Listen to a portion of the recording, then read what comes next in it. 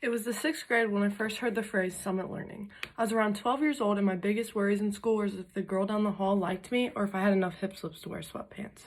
One day during school, rumors about beginning a new learning program began to take over.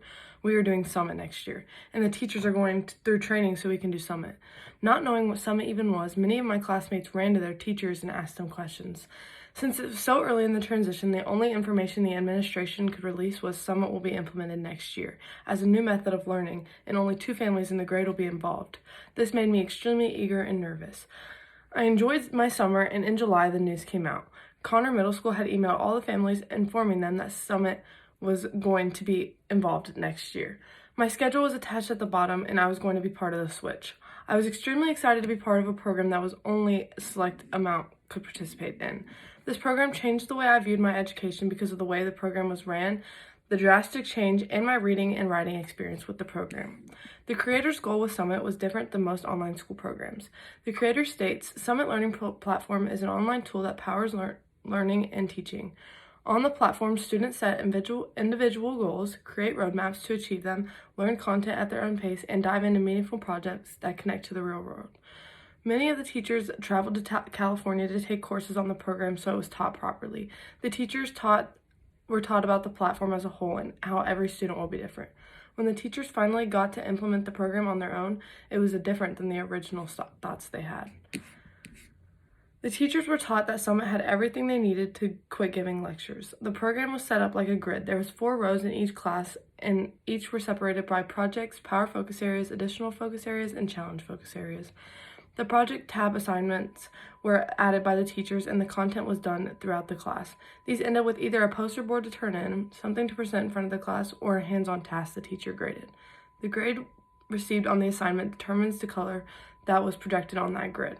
These colors can be red, yellow, or green. If the project area in the school ended with red, I had to go to office hours during summer to get the grade up.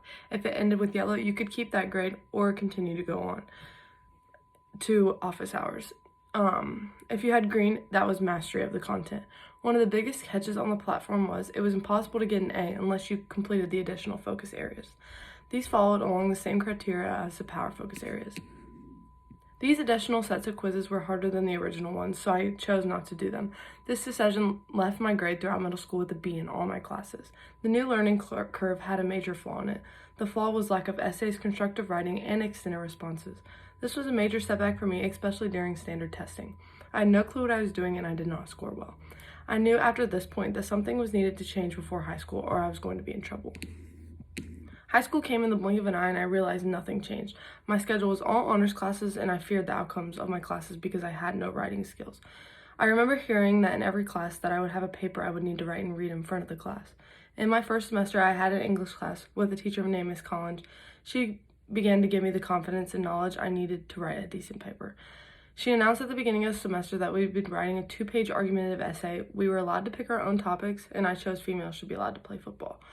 She guided me through the process of starting an essay, and she introduced me to the idea of a bad first draft. She is the teacher that picked me up from the hole that Summit put me in and opened my eye to the possibilities of writing. Since my English class with Miss Collins, I've had to write several essays, including lengthy ones throughout the years. My outlook on reading and writing since the start of Summit has changed drastically. I've learned along the way that confidence, brainstorming, and time management are the biggest keys when it comes to writing. Summit learning was a good thought gone bad, as I've learned over the years.